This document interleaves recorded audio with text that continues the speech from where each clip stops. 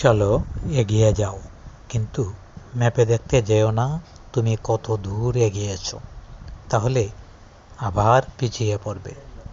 ঠাকুর বললেন যে চলো এগিয়ে যাও, কিন্তু ম্যাপে দেখতে যেও না। কারণ অনেক সময় আমরা অনেক কাজ করতে গিয়ে আমরা হিসাব করি যে আমরা কতটুকু করেছি ঠাকুরের কাজ, বা আমরা এই করেছি সেই করেছি, প্রার্থনা বন্দনা করেছি, ইষ্টভীতি করেছি, তাই নিয়ে আমরা অনেক সময় গল্প করি। কিন্তু এই বিষয়টুকু এইভাবে করলে হবে না।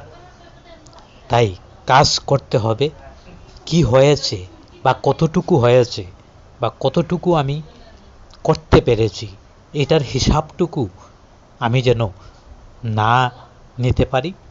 আমার একটাই কর্তব্য, তার কর্ম করে যাওয়া।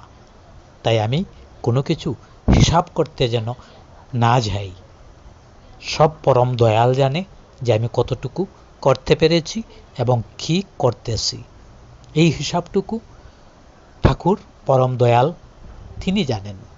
তাই আমার কর্তব্য হচ্ছে তার কর্মকে আমার মাথায় করে নিয়ে এগিয়ে যাওয়া।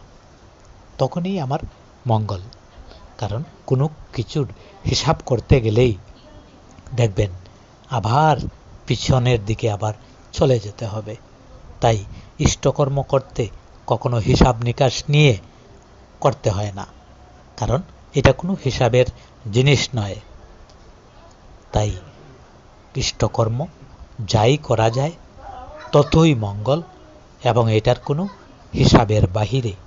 তাই হিসাব নিকাশ করতে যেও না, তাই কর্ম করে যাও, তবেই সফলতা আসবে জীবনে।